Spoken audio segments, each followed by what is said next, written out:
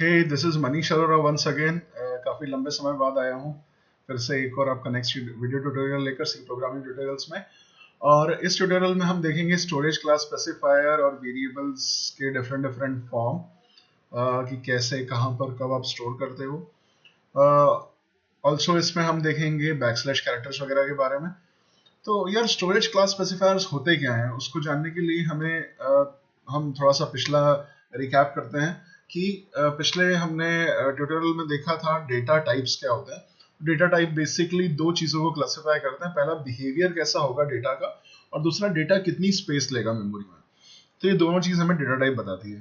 वो बताती है कि इंटीजर है तो भाई वो 2 या 4 बाइट लेगा और उसमें इंटीजर काउंटिंग नंबर स्टोर होंगे, ठीक है, उसका बिहेवियर ऐसा रहेगा। बट क्या हम सिर्फ इतने तक ही वेरिएबल का सीमित है टाइप कि हम उसको और मॉडिफाई कर सकते हैं, उसमें और कुछ स्पेशलिटी जोड़ सकते हैं कि यार वो और इस तरीके से बिहेव करे और ऐसा करे या वैसा करे कुछ।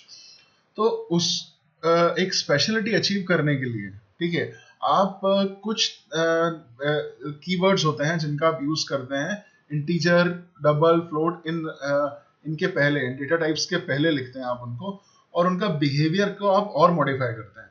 आप इसकी एनालॉजी ले सकते हैं जैसे हम एडजेक्टिव्स का यूज करते हैं हमारी लैंग्वेज में, इंग्लिश लैंग्वेज में, या विशेषण का हम बोले हिंदी भाषा में। तो हम बोलते हैं अच्छा, बहुत अच्छा, या गुड, वेरी गुड। तो जब वेरी लगा देते हैं या बहुत लगा देते हैं हम आगे, तो हम उसको और मॉडिफाई और एम्फेसाइज करते हैं और उसका डिग्री बढ़ा देते हैं, क्वालिटी बढ़ा देते हैं, ठीक है। तो वहां हम लैंग्वेज में क्वालिटी बढ़ाते हैं, यहाँ पर हम उसका बिहेवियर को थोड़ा सा और मॉडिफाई करते हैं, ठीक है। तो देखें हम उसको किस तरीके से करते हैं। तो ये जो है इसको मैं आगे बढ़ाता हूँ अपना ट्यूटोरियल और हम अगली स्लाइड पर जाते हैं और देखते हैं कि हम इस सेशन में क्या क्या कवर करेंगे और फिर ये देखेंगे कि बेसिकली हम वेरिएबल्स का बिहेवियर कैसे मॉडिफाई कर सकते हैं। तो हमारे पास में जो पहला टॉपिक है, वो मैं 4 टॉपिक कवर करने वाला हूँ इसमें। हमारे पास जो पहला टॉपिक है वो है backslash characters, which is not related to storage class specifier, but take it as a pinch of salt कि यार हाँ, मतलब इसमें ट्यूटोरियल में हम इसको कवर करने वाले हैं। ये रिलेटेड नहीं है बट आई बिलीव ये आपको बहुत काम आएगा और आपके कुछ क्वेश्चंस होंगे जिनको ये आंसर करेगा। फिर है लोकल वर्सेस ग्लोबल वेरिएबल्स क्या होते हैं, फिर है कांस्टेंट वोलेटाइल क्वालिफायर्स क्या होते हैं, और फिर है स्टोरेज क्लास स्पेसिफायर्स क्या होते हैं। तो बेसिकली बैकस्लैश कैरेक्टर जो है, जैसे में आपने देखा स्लैश एन मैंने यूज किया था, तो वो उसको हम बैकस्लैश कैरेक्टर बोलते हैं इस, या बैकस्लैश कोड बोलते हैं, क्योंकि बैकस्लैश हम लगाते हैं, ठीक है, उसके बाद में हम लेटर लिखते हैं A B C D whatever N, ठीक है। तो उसका मीनिंग क्या होता है और वैसे कितने टाइप के और अवेलेबल है वो। फिर लोकल वर्सेस ग्लोबल वेरिएबल की वेरिएबल्स को का प्लेसमेंट हम कैसे करते हैं और उसका बिहेवियर कैसे चेंज होता है वैसे।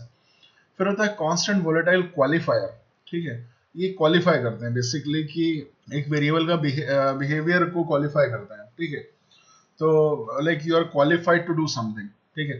जैसे हम बोलते हैं ना कि now you are qualified in engineering और you are qualified in so and so, ठीक है, you are a qualified doctor. तो वैसे एक वेरिएबल को हम क्वालिफाई कर देते हैं कि भाई तुम इस चीज के लिए क्वालिफाइड हो गए हो, अब जो है तुम ये काम करोगे, ठीक है। तो वो जो है कवर होगा कॉन्स्ट वर्सेस वोलेटाइल में। एंड देन आते हैं स्टोरेज क्लास स्पेसिफायर। तो बेसिकली स्टोरेज क्लास से मतलब यहाँ पर ये है कि जैसे हमने बोला है कि मेमोरी में स्पेस लेता है, जो भी डेटा टाइप होता है वो मेमोरी में से कैरेक्टर 1 बाइट लेता है, उसका बिहेवियर हमने बता दिया। बट वो मेमोरी कहाँ पर होती है, ठीक है, कौन सी मेमोरी का यूज होता है, ऑब्वियसली रैम होती है। बट रैम को भी हमने फर्दर लॉजिकल उसके सेपरेशन करके रखे हुए हैं, जैसे कि हीप वर्सेस स्टैक। फिर हमने उस पर्टिकुलर सेपरेशन के अलावा हमने बोला कि यार एक और पॉसिबिलिटी है कि मेमोरी के अलावा हमने फाइल, एक पर्टिकुलर XYZ फाइल में या XYZ कोड ब्लॉक में हमने जो है वो वेरिएबल को रखा हुआ है, ठीक है, during programming and at the run time both, ठीक है। तो हमने उसको वहां कहीं रखा हुआ है। तो जब आप उसका स्टोरेज क्लास बताते हो या स्टोरेज को क्लासिफाई करते हो कि वो स्पेस कहाँ ले रहा है वो वेरिएबल, तो आप जब वो चीज स्पेसिफाई करते हो तो कहाँ लेगा, तो उसको बोलते हैं स्टोरेज क्लास स्पेसिफायर। तो आप इन 4 keyword which is extern, static, register और ऑटो, इनकी मदद से आप उनको अचीव करते हो। तो मैं अब अपना बैकस्लैश कैरेक्टर्स कितने होते हैं उसके बारे में हम देखते हैं। तो बैकस्लैश कैरेक्टर्स या बैकस्लैश कोड उनको बोलते हैं, और सबसे पहला होता है स्लैश बी या बैकस्पेस। तो आप इसको इस तरह समझिए कि हमारे पास में जो है बहुत सारे आउटपुट डिवाइसेस होते हैं, जैसे कि हम जो प्रोग्रामिंग करते हैं बहुत सारे जगह पर आउटपुट देते हैं। पहला होता है हमारा कंसोल विंडो, ठीक है, जो कि हम देखते हैं सी प्रोग्राम जब रन होता है तो जहाँ आउटपुट आता है उसको कंसोल विंडो बोलते हैं। सेकेंड होता है हमारा प्रिंटर, ठीक है, या जिस पर आप प्रिंट कर रहे हो वो भी एक आउटपुट डिवाइस है। और एक और होता है आपका स्क्रीन हो गया, हमारा प्रिंटर हो गया। फिर होता है आपकी फाइल सिस्टम या डेटाबेस होता है जहाँ पर आप आउटपुट सबमिट करते हो। तो अगर मैं सिंपल एग्जांपल लूँ कंसोल विंडो का, तो उसमें कर्सर होता है, ठीक है, जब भी आप टाइप करते हो तो कर्सर आगे मूव होता जाता है, तो जो टाइपिंग कर्सर होता है, ठीक है, तो उस कर्सर को आप इन बैकस्लैश कोड की मदद से कंट्रोल कर सकते हो, ठीक है। स्लैश बी मतलब होता है बैकस्पेस, यानी आपने लिखा HELLO स्लैश बी लगा दिया तो वो एक बैकस्पेस का काम करेगा, तो स्क्रीन पे प्रिंट होगा HELL, ठीक है, ओ नहीं प्रिंट होगा क्योंकि आपने स्लैश बी लगा दिया बाद में तो उसने ओ को रिमूव कर दिया। फिर होता है फॉर्म फीड, ये बेसिकली प्रिंटिंग के काम में आता है। फॉर्म फीड का मतलब होता है कि आप नेक्स्ट फॉर्म फीड करो या नेक्स्ट पेज फीड करो, ठीक है, इसका मीनिंग ये होता है। तो आपने अगर इसको लगाया हुआ है, जिसका अब सिग्निफिकेंस इतना नहीं है, पुराने समय में जो डॉट मैट्रिक्स प्रिंटर वगैरह होते थे या जब हम टर्मिनल प्रोग्रामिंग करते थे तब इसका यूज ज्यादा होता था स्लैश एफ का। तो ये ऐसा काम करता था कि जैसे आप डिपार्टमेंटल स्टोर में गए या ग्रोसरी स्टोर में गए, आपने कुछ सामान खरीदा और उसके बाद में आपका बिल प्रिंट हो रहा है, तो बिल का प्रिंटिंग कंप्लीट हो गया तो उसने बोला कि okay give me next form और नेक्स्ट बिल, ठीक है, अब मेरा इस बिल का काम हो गया, अब अगला बिल दे दो।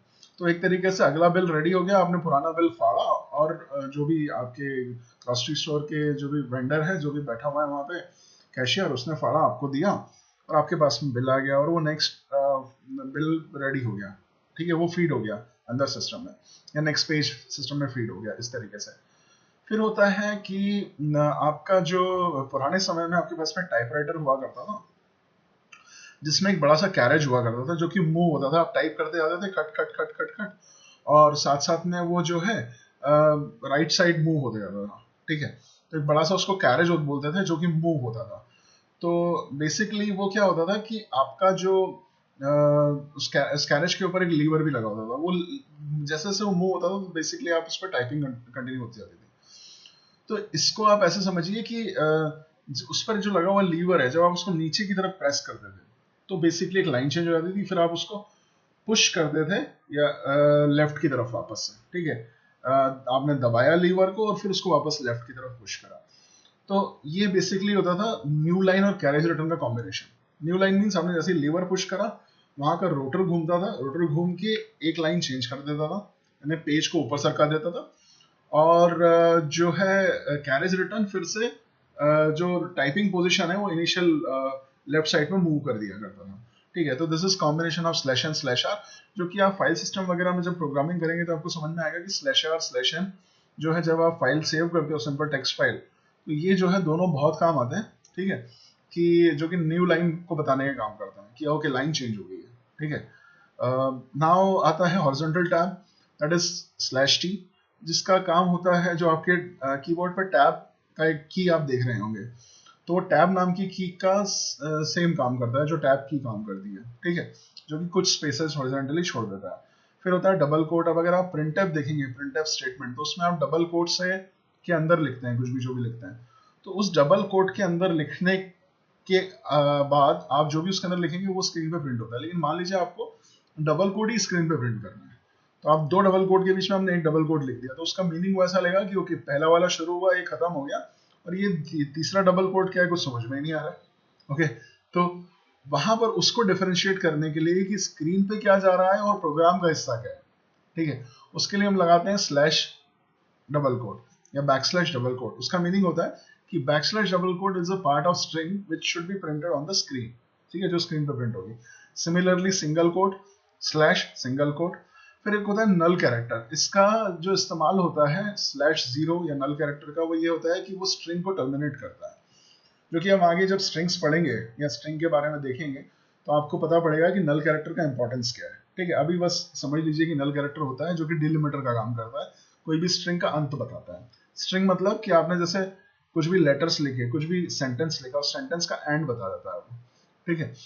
फिर होता है बैकस्लैश बैकस्लैश, यानी अगर आपको स्क्रीन पे बैकस्लैश ही प्रिंट करना हो तो आपको दो बैकस्लैश लगाने पड़ते हैं, क्योंकि एक बैकस्लैश तो कोड बताता है, कि कोड शुरू हुआ है, लेकिन वो कोड क्या है, तो अगला बैकस्लैश आप लगाएंगे तो आपका एक सिंगल बैकस्लैश कोड स्क्रीन पर प्रिंट होगा, बैकस्लैश प्रिंट होगा। अगर आपको 2 बार बैकस्लैश स्क्रीन पे प्रिंट करने हैं तो आपको 4 बार बैकस्लैश लगाने पड़ेंगे, जस्ट डबल। ठीक है। अब वो एक होता है वर्टिकल टैब। वर्टिकल टैब क्या होता है कि आप जैसे हॉरिजॉन्टल टैब होता है वो कुछ हॉरिजॉन्टली स्पेसेस छोड़ता है, वर्टिकल टैब वर्टिकली स्पेसेस छोड़ता है। फिर आता है अलर्ट। अलर्ट क्या करता है, बेसिकली बीप का साउंड निकालता है आपके लैपटॉप से या पुराने समय में कंप्यूटर से। अगर अभी के लैपटॉप देखेंगे तो उतना इम्पैक्ट नहीं है इसका /a का, बट पुराने समय में एक बजर हुआ करता था जो कि आपके सीपीयू में हुआ करता है, ठीक है, लैपटॉप्स वगैरह में नहीं मिलेगा। तो वो बजर बीप का एक साउंड निकालता था /a की मदद से। वो जब आप /a लिखेंगे printf/a तो बीप एक बजर आएगा या बीप का साउंड आएगा। /question is basically to print question mark on the screen in printf, but ये अब इतना चलन में नहीं है, बाहर हो गया, क्योंकि हम सिंपल सीधे हम अगर क्वेश्चन मार्क लिखें तो उसको एक्सेप्ट करता है वो। Okay, so these are the backslash codes. Now let me jump to dev C++ and I'll execute only one backslash code for you, and then I'll move to rest of the topics which are local versus global variable, qualifiers and specifiers. तो इन पर मैं move करता हूँ। तो देखें dev C++। Okay, तो हम आ गए हैं dev C++ पे। यहाँ पर मैंने ऑलरेडी कोड लिखा हुआ है, दैट इज printf/t hello। तो /t मतलब टैब है जो कि मैं प्रिंट करना चाह रहा हूँ। टैब क्या करेगा कि हेलो के पहले कुछ काफी सारी स्पेसेस छोड़ देगा। इसको चलाकर देखते हैं। ओके, तो हेलो स्क्रीन पर प्रिंट हुआ है और ये काफी सारी स्पेसेस छोड़कर, ठीक है। तो this is how /t works and rest of the characters और बैकस्लैश कैरेक्टर्स या बैकस्लैश कोड आप खुद से ट्राई कर सकते हैं। मैं मूव होता हूँ ग्लोबल वर्सेस लोकल वेरिएबल में। तो मैं यहाँ पर एक वेरिएबल डिफाइन कर रहा हूँ int j is equal to 5, ठीक है। और एक मैं कोड ब्लॉक में अंदर लेता हूँ int j is equal to 10, okay. और अब मैं इसको प्रिंट करता हूँ printf %d /n new line के लिए, और फिर मैं लिखूंगा यहाँ पर j, ठीक है। इसको चलाकर देखते हैं, बट उसके पहले आप बताइए मुझे, आप सोचिए कि यहाँ पर भी मैंने जे लिखा है, यहाँ पर भी जे लिखा है, ठीक है। तो ये क्या बिहेव करेगा, ये क्या प्रिंट करेगा, क्या प्रोग्राम कंपाइल होगा? या प्रोग्राम अगर कंपाइल होगा तो क्या वो जो है जे के लिए वैल्यू 5 प्रिंट करेगा या 10 प्रिंट करेगा? Okay, so these are all the questions जिसको हम अभी आंसर करने वाले हैं। तो देखें पहले कंपाइल करके कि क्या वाकई में हमारा प्रोग्राम कंपाइल हो रहा है। हाँ, हो गया, 0 error 0 warning, that means error तो नहीं है भाई, हमने कोड तो सही लिखा है। अब इसको मैं एग्जीक्यूट करके देखता हूँ कि स्क्रीन पे क्या प्रिंट होता है। ओके, तो स्क्रीन पे प्रिंट हुआ 10, दैट मींस जो मैंने बाद में लिखा था वो प्रिंट हुआ। तो इसका क्या सिग्निफिकेंस है? तो बेसिकली क्या होता है कि ग्लोबल वर्सेस लोकल वेरिएबल का मतलब ये होता है कि लोकल मतलब जो एक पर्टिकुलर कोड ब्लॉक में लिखा है वो लोकल है, ठीक है। तो ये जे को जब आप यूज कर रहे हो तो ये कोड ब्लॉक में लिखा है और उसी कोड ब्लॉक में आप जे को यूज कर रहे हो, ठीक है। तो ये हो गया कि ये जो जे है ये लोकली डिफाइंड है। लोकली डिफाइंड है इसका मतलब है कि एक पर्टिकुलर कोड ब्लॉक जो शुरू और खत्म हो रहा है उसके अंदर डिफाइन करा गया इसको, ठीक है। तो इसका स्कोप, यहाँ पर एक कॉन्सेप्ट आता है स्कोप का भी, वो होता है जे का स्कोप जो है वो यहीं तक ही सीमित रहेगा इस कोड ब्लॉक में। तो ऐसा मैं क्यों कह रहा हूं, क्योंकि अगर मैं यहां पर देखूं, मैं एक void करके एक फंक्शन लिखता हूं, void fun, okay, this is से अ फंक्शन, ओके। मैं फंक्शंस में जब जाऊंगा तो मैं आपको और डिटेल में पढ़ाऊंगा कि मैंने अभी क्या किया है, बट अभी आप जस्ट समझने के लिए समझ लिए कि मैं जे का यूज और कहीं भी कर रहा हूं, ठीक है। तो यहां पर मैं यही कोड लिख रहा हूं, ठीक है। और मैं लिख रहा हूं यहाँ पे printf, सो यहाँ पर मैं फन को कॉल कर रहा हूं इसके बाद में। इसको कंपाइल करके देखिए कंपाइल हो रहा है क्या? Okay, 0 error 0 warning. इसको चलाकर देखते हैं। ओके, तो स्क्रीन पे प्रिंट हुआ 10 और 5। तो ये ऐसा क्यों हुआ, ठीक है? 10 और 5 स्क्रीन पे प्रिंट क्यों हुआ? This is a mystery, okay, let that we are going to solve now. तो एक्चुअल में मैंने एक सिंपल फंक्शन बनाया फन नाम से, उसको पहले डिक्लेयर करा है क्योंकि मैं इसके अंदर यूज करने वाला हूँ, और फिर नीचे डिफाइन करा है। नीचे मैंने पर्पसफुली डिफाइन करा है, ठीक है। वो क्यों डिफाइन करा आपको बताता हूँ, क्योंकि मैं इस जे का इस्तेमाल यहाँ पे प्रिंट कर रहा हूँ, जे, ठीक है। There is a global reference versus local reference. Local reference होता है कि जब आपका कोड ब्लॉक शुरू हुआ, उसके अंदर आपने जो भी वेरिएबल डिक्लेयर करे हैं उसके शुरुआत में, इस कोड ब्लॉक के जस्ट बाद में आप कुछ वेरिएबल डिक्लेयर करते हैं। तो होता क्या है सी में कि जो वेरिएबल का डिक्लेरेशन होता है आपको कोड ब्लॉक शुरू होने के जस्ट बाद करना होता है। यानी आप जितने भी वेरिएबल लेना चाह रहे हो, आप INT, JK, LMN जो भी आप देना चाह रहे हो, डबल वगैरह सब कुछ, वो आप कोड ब्लॉक शुरू होने के जस्ट बाद में डिफाइन करो, यहाँ पे सब बताते जाओ, ठीक है। और उसके बाद में उसका इस्तेमाल करो। आपका जो कोड ब्लॉक स्टार्ट हुआ उसके बाद में जे आपने डिफाइन करा, और इस जे को आप यहाँ पर यूज कर रहे हैं। फिर आपका ये वाला जे जो है, इसने क्या करा कि लोकली, जो कि सेम नाम आपको मिल गया, जे जे दोनों, तो इसको जब रेफर करना पड़ा कि यहाँ पर लोग जे जब डिफाइन हुआ, जे जब कॉल हुआ, या जे का इस्तेमाल यहाँ पर हुआ, तो उसने लोकल रेफरेंस सबसे पहले ढूंढा कि इस नाम का मेरे पास में, मेरे कुछ लोकल एरिया में है क्या। तो उसने बोला हाँ, तुम्हारे कोड ब्लॉक में जे नाम का ये है वेरिएबल, उसका नाम, उसके अंदर वैल्यू असाइन है 10, तो उसने 10 प्रिंट कर दिया यहाँ पे। फिर आया कॉन्सेप्ट यहाँ पर कि इसको जे को रेफर करना था, बट ये जो है ये कोड ब्लॉक, अब इसमें कोड ब्लॉक का कॉन्सेप्ट क्या होता है, कोड ब्लॉक शुरू हुआ और खत्म हुआ, जैसे ही खत्म होता है वैसे ही उसके अंदर डिफाइंड जो वेरिएबल्स होते हैं वो सब डिस्ट्रॉय हो जाते हैं, ठीक है। उनकी जो सीमा है या उनका जो लाइफ टाइम है वो इसी कोड ब्लॉक के अंदर रहता है, ठीक है। इसके बाहर वो नहीं जाते हैं, डिफाइन हुआ, बने और खत्म हो गए। अब यहाँ पर जब हमने जे को डिक्लेयर करा, या जे को सॉरी यूज करा, तो इसने देखा कि मेरे लोकल कोड ब्लॉक में जे है क्या, नहीं है। तो फिर इसने ग्लोबली देखा क्या बाहर कहीं डिफाइंड है, हाँ है, जे है। तो जे को जब उसने देखा बाहर डिफाइंड है, तो ओके, उसके अंदर वैल्यू क्या है 5, तो चलो 5 प्रिंट कर दो। सो इस तरीके से उसने जे को प्रिंट करा, जे की वैल्यू को प्रिंट करा, ठीक है। तो that is the concept of local variable versus global variable. तो ये वेरिएबल क्या कहलाएगा, लोकल वेरिएबल, और ये वेरिएबल जो कि कोड ब्लॉक के बाहर है वो क्या कहलाएगा, ग्लोबल वेरिएबल। अब एक और कॉन्सेप्ट आता है यहां पर कि क्या मैं यही चीज को रिपीट करूं एक बार,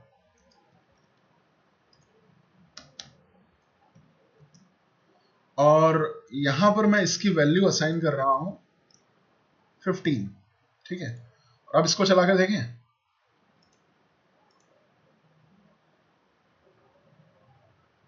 ओके।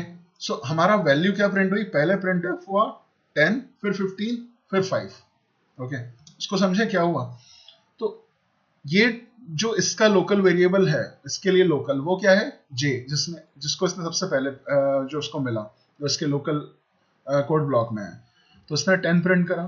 फिर आया प्रिंट एफ करने का टाइम इसका, तो इसका एक लोबल जो कि एम्प्टी कोड ब्लॉक है, एनोनिमस कोड ब्लॉक बोलते हैं, जो कि कोई फंक्शन नहीं है, मैंने सिंपल ब्रेसेस लगा के शुरू कर दिया, ठीक है। तो इसके लिए लोकल वेरिएबल क्या हो गया, इस पर्टिकुलर कोड ब्लॉक में लोकल क्या है, ये जे है, ना कि ये जे।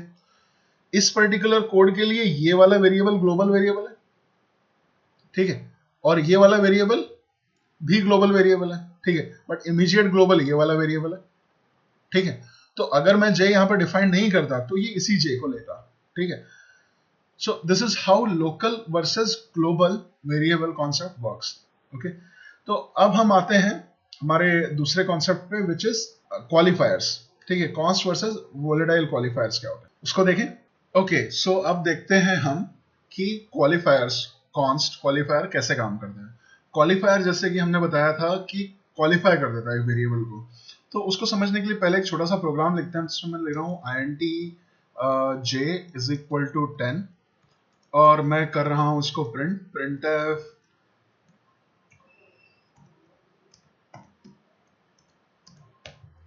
जे, ओके। और ये मैं स्टेटमेंट कॉपी कर लेता हूं, ये वाला,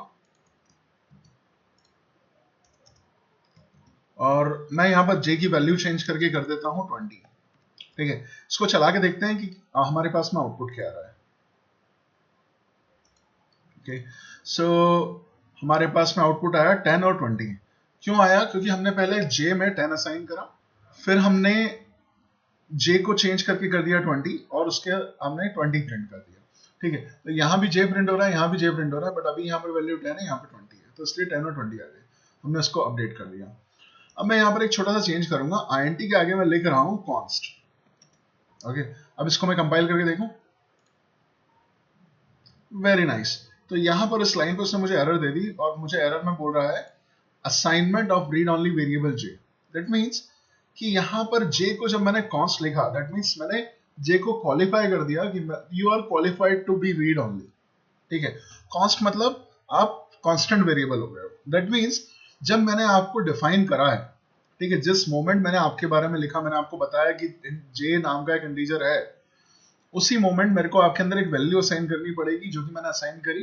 ठीक है, और ये वैल्यू ताउम्र रहेगी आपके साथ। ताउम्र मतलब जब तक इस जे की लाइफ है, जब तक ये जे डिस्ट्रॉय नहीं हो रहा है वेरिएबल, जैसे कोड ब्लॉक के बाहर जाते हैं वैसे वेरिएबल्स अंदर लिखे हुए डिस्ट्रॉय हो जाते हैं।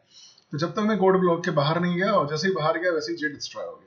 ठीक है, तो तब इसकी वैल्यू जो है 10 ही रहेगी और 10 से बदलेगी नहीं। ये रीड ओनली वेरिएबल बन गया जिसको एक वैल्यू असाइन हो गई।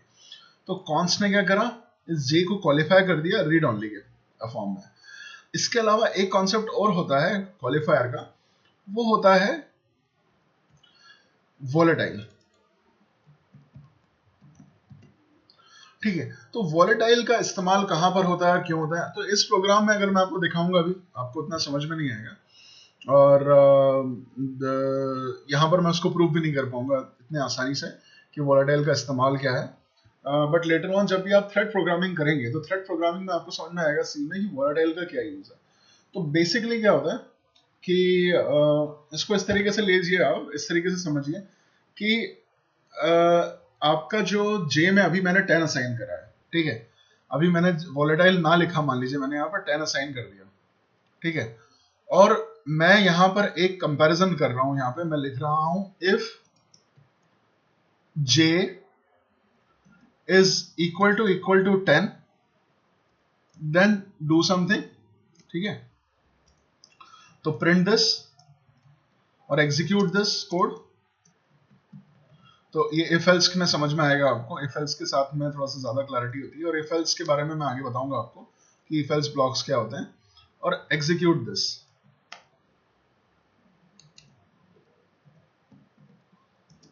एग्जीक्यूट 1 एग्जीक्यूट 2 इसका नाम दे देता है। ठीक है, तो अब आपके हिसाब से इस कोड का आउटपुट हमेशा क्या होना चाहिए। अगर मैं बोलूं कि ये अवेलेबल नहीं है प्रिंटफ स्टेटमेंट, तो ये कोड हमेशा एल्स में कभी नहीं जाएगा, हमेशा ये वाले ब्लॉक में जाएगा, राइट, पहले वाले ब्लॉक में। तो कंपाइलर क्या करता है, कंपाइलर जो है ऑप्टिमाइज कर देता है कोड को। ठीक है, ऑप्टिमाइज कर देता है इस तरीके से कि वो बोलता है कि यार आप जो है जे की 10 से कंपेयर कर रहे हो, जे को यहाँ पे आप चेंज आपने बीच में नहीं भी करा नहीं। ठीक है, जे बदला है नहीं।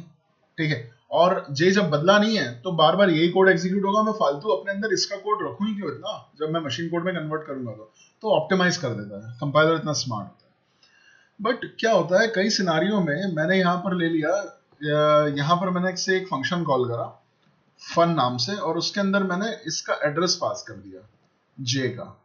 ठीक है, जो कि थ्रेड प्रोग्रामिंग में यूजुअली होता है, जो कि थोड़ा कॉम्प्लेक्स कॉन्सेप्ट है, बट आप ऐसा समझिए मैंने जे का पता भेज दिया उसके पास में, फंक्शन के पास में, तो उस पते पे वो दूसरी वैल्यू डाल सकता है। सही, जस्ट फॉर द सिंपलिसिटी, हम आगे पॉइंटर समझेंगे, रेफरेंसेस समझेंगे तो आपको और ज्यादा क्लियर होगा। बट अभी भी प्रोग्राम ने बोला यार ऑप्टिमाइजेशन करता हूँ क्योंकि जे तो मेरे को बदला हुआ दिख नहीं रहा है। ठीक है, तो जो है फिर हुआ ये कि हमेशा ऑप्टिमाइजेशन हो रहा है, हमेशा ही हो रहा है, लेकिन जब आपने इसका फन नाम के फंक्शन को आपने जे का एड्रेस असाइन कर दिया और से वो थ्रेड रहा, जो कि थोड़ा कॉम्प्लेक्स कंसेप्ट हो रहा है, जो कि से थ्रेड हुआ और जिसके पास में पता है, ठीक है, या ऑपरेटिंग सिस्टम को आपने इसका एड्रेस दे दिया। ठीक है, तो बेसिकली जब कोड का फ्लो देखा गया तो कोड के फ्लो में जे कहीं भी बदल नहीं रहा था, तो उसने हमेशा इसी को एग्जीक्यूट करा। बट चूंकि जे का हैंडल आपने किसी और को दे दिया है, इसे ऑपरेटिंग सिस्टम को दे दिया है, किसी थ्रेड को दे दिया है, तो वो बदल भी सकता है। जब आप यहां पर आए इस कोड को एग्जीक्यूट करने, तो जरूरी नहीं है कि जे की वैल्यू 10 ही होगी। ठीक है, तो इस पर्टिकुलर कंडीशन पे जे की वैल्यू बदल गई और ये वाला कोड एग्जीक्यूट होना चाहिए, जबकि वो नहीं होगा। क्यों? क्योंकि तो प्रोग्राम का हिस्सा नहीं है। क्यों? क्योंकि कंपाइलर ने ऑप्टिमाइज करके बोला हमेशा तो यही छाप रहा है। ठीक है, तो इसकी जरूरत ही क्यों है। ठीक है, तो जब इसकी जरूरत ही नहीं है तो मैं इसको प्रोग्राम में रखूंगा ही नहीं। तो इस पर्टिकुलर सिनारियो में जब हम बोलते हैं कि यार इस जे का ऑप्टिमाइजेशन में हिस्सा ना हो या ऑप्टिमाइजेशन में रोल प्ले ना करे, तो ये जे को ऑप्टिमाइज ना करा जाए, जे के अराउंड ऑप्टिमाइजेशन कंपाइलर ना करे, तो उस केस में मैं बोलता हूं कि यार इसका जो बिहेवियर है ना वो वोलेटाइल है। ठीक है, वोलेटाइल का वर्ड तो आपको समझ में आता है, राइट। वोलेटाइल मतलब जो जैसे हम बोलते हैं एक कोई स्टेट ऑफ मैटर है, जैसे कि हमने बोला कि एक मैटर बहुत ज्यादा वोलेटाइल है, जैसे बोला पेट्रोल बहुत ज्यादा वोलेटाइल है, वो तुरंत गैस में कन्वर्ट हो जाता है, ठीक है, तुरंत भाप बन के उड़ जाता है, ठीक है, उसका नेचर वोलेटाइल है। तो जो अपना स्टेट बहुत जल्दी चेंज कर देता है या तुरंत से चेंज कर देता है, उसका स्टेट फिक्स नहीं रहती, ठीक है।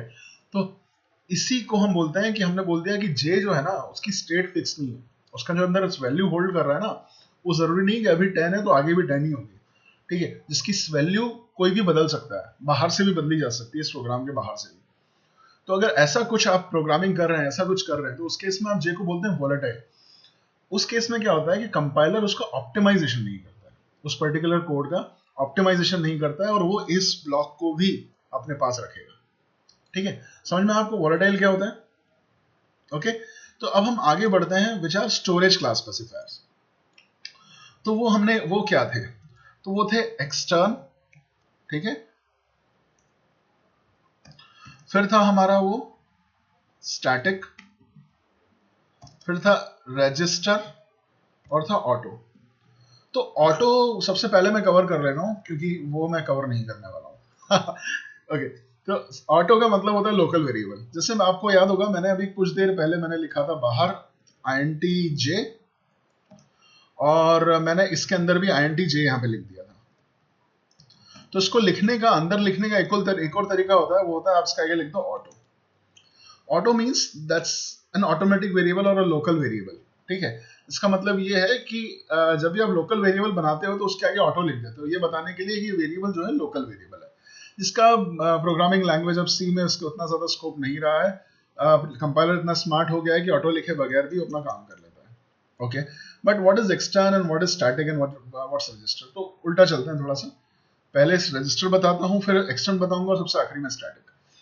तो रजिस्टर बेसिकली क्या होता है कि आप जब लिखते हो रजिस्टर INTI, तो बेसिकली क्या होता है कि आपके पास में आपका जो माइक्रो प्रोसेसर होता है उसकी खुद की भी मेमोरी होती है, रैम, हार्ड डिस्क, सबसे, और जैसे जैसे मेमोरी की कॉस्ट बढ़ती जाती है वैसे वैसे जैसे जैसे मेमोरी, अब जैसे जैसे उसकी स्पीड बढ़ती जाती है वैसे वैसे उसकी कॉस्ट बढ़ती जाती है।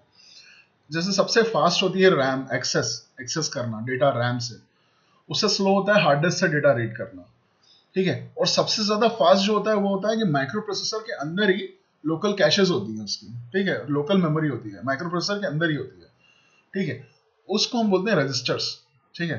तो वो जो लोकल कैशे होती है, जो रजिस्टर्स होते हैं, ठीक है, अगर आप चाहते हो कि आपका वेरिएबल वहां पर स्पेस ले, है ना, तब जो है आप वेरिएबल के आगे लिख देते हो रजिस्टर। बट क्या आप सारे वेरिएबल बोले यार इससे तो मेरा प्रोग्राम बहुत फास्ट हो जाएगा, मैं सारे वेरिएबल के आगे आगे से रजिस्टर लिखा करूंगा? तो बेसिकली अगर आप रजिस्टर लिख रहे हो तो ये हमेशा ऑनर नहीं होगा, ठीक है। So that is the crux of it. क्यों नहीं होगा? क्योंकि आप जब रजिस्टर लिखते हो तो आप बेसिकली अपील करते हो कंपाइलर से या ऑपरेटिंग सिस्टम से कि यार मुझे जो है ना रजिस्टर पे एक वेरिएबल लोकेट करना है, ठीक है, मुझे स्टोरेज जो चाहिए वो चाहिए रजिस्टर के अंदर, ठीक है, register as a register storage चाहिए। तो ये जो आपका ऑपरेटिंग सिस्टम होता है ये बोलता है कि यार ऑलरेडी इतना ज्यादा लोड है उसके ऊपर माइक्रो प्रोसेसर पे, और उसको खुद का ये उसकी कुछ प्रायोरिटीज हैं, तो क्या वो अगर अलोकेट कर पाता है, अगर हाँ कर पाता है तो ही वो अलोकेट करता है उसके अंदर, अगर नहीं कर पाता है तो ये बेसिकली अपील रहती है, जो कि अगर अपील आपकी एक्सेप्ट नहीं हुई तो आपका ये वेरिएबल रैम पे ही रह जाता है, ठीक है, रैम पे अलोकेट हो जाता है, रैम पे बाय डिफॉल्ट अलोकेट होगा, बाय फॉर श्योर अलोकेट होगा। बट अगर आप रजिस्टर लिखते हो तो एक अपील होती है जो कि आप माइक्रो प्रोसेसर के ऊपर अलोकेट करना चाहते हैं। अब हम आगे देखते हैं कि एक्सटर्न क्या होता है। तो बेसिकली आपने एक जो मैंने पिछले कुछ ट्यूटोरियल में बताया था आपको कि जब मैंने एक हेडर फाइल के अंदर एक इंटीजर आई डिफाइन किया था और फिर मैंने एक फाइल इंक्लूड करी थी यहाँ पे std एक stdlib.h, और उस stdlib.h को मैंने लोकली डिफाइन करके उसके अंदर आई लिखा हुआ था और जिसको मैंने इंक्लूड करके यहाँ पर यूज करा था, ठीक है। तो अब कुछ और सिनारियोज होते हैं जिसमें क्या होता है कि आप वेरिएबल .h फाइल में इंक्लूड नहीं करते हो, और आपकी इंक्लूड हमेशा हेडर फाइल ही होनी चाहिए, ठीक है, लेकिन और आपका मेन कोड जो एग्जीक्यूटेबल कोड है वो सी फाइल में लिखा हुआ होना चाहिए। तो क्या होता है कि आप जब बोलते हो कि आपका कोई वेरिएबल एक पर्टिकुलर सी फाइल में जो कि सेम प्रोजेक्ट में है, जैसे इस एग्जांपल में अगर देखें तो मेरा एक test.c मैंने बनाई है, ये test.c है, ध्यान दीजिएगा, यहाँ पे मैंने .h नहीं लिखा है, और यहाँ पर मैंने बताया कि इंटीजर आया जिसके अंदर वैल्यू 70 है। और आपके प्रोजेक्ट के अंदर, सेम प्रोजेक्ट के अंदर कोई एक फाइल है, वहां पर आपने कोई एक वेरिएबल डिक्लेयर करा हुआ है, जैसे इस केस में आई, और आपको उसको एक्सेस करना है, तो कैसे करेंगे? तो आप यहां पर लिखते हो कि यार मेरे पास में ना, आप बोलते हो एक्सटर्न int i, आपने सिर्फ इतना लिखा है। अब मैं लिख रहा हूं printf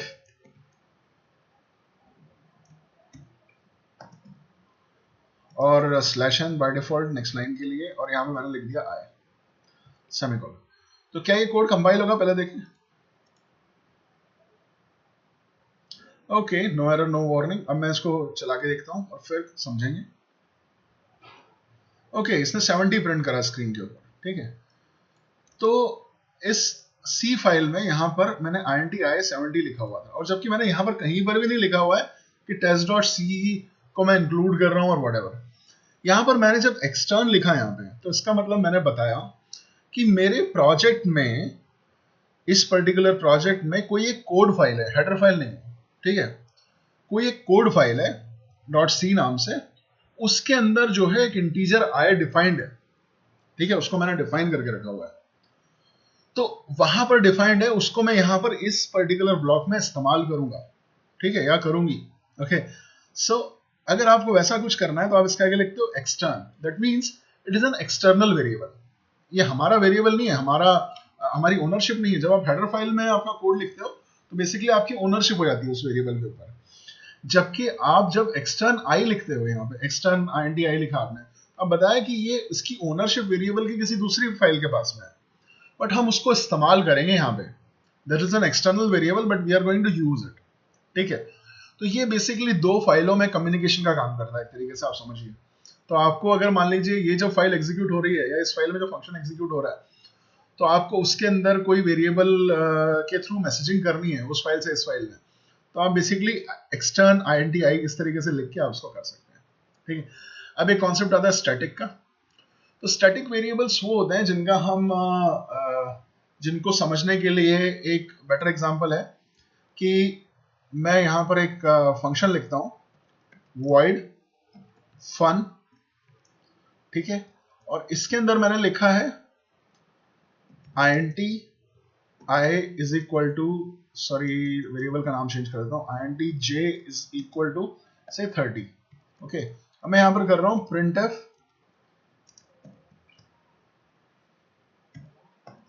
%d /n, j। Okay, तो ये मैंने कोड लिखा हुआ है। अब मैं जो है इस फन को यहां पर कॉल करता हूं, फंक्शन को। Okay, simple. तो मैंने इसको लिखा, कंपाइल करा, ओके, अब मैं इसको रन कर दिया, स्क्रीन पर 30 प्रिंट हो गया, वेरी गुड। अब मैंने काम करा कि इसके बाद में मैंने लिखा यहां पर अगला statement, j is equal to j plus 1, यानी मैं j is equal to j plus 1 का मतलब हुआ मैं एक इंक्रीमेंट कर रहा हूं उसमें वैल्यू। j के बराबर क्या हो गया, j plus 1 means 30 plus 1 is equal to 31। तो मैंने यहां पर ये फंक्शन जो है फन, इसको मैंने 4 बार मैं कॉल करता हूं और देखता हूं क्या कॉल होगा, क्या आउटपुट आएगा।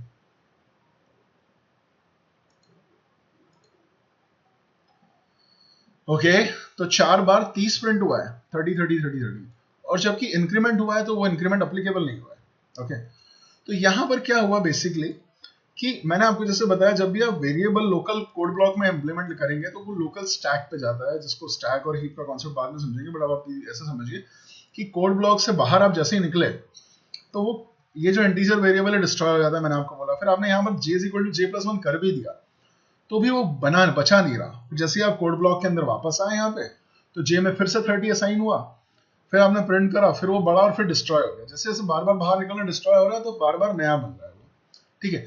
अब मैं चाह रहा हूं कि मैं फंक्शन से अगर बाहर निकलूं तो भी ये j डिस्ट्रॉय ना हो। अगर मेरे को उसको डिस्ट्रॉय नहीं करना है तो मैं उसको बोल देता हूं, यार तेरे को मैं जो है ना स्टिकी नोट टाइप का बना दूंगा, स्टैटिक बना दूंगा, मैं तेरे को चिपका के रख दूंगा इस फंक्शन के अंदर ही। मैं इसके आगे लिख देता हूं स्टैटिक। ओके, अब मैं कोड चला के देखता हूं।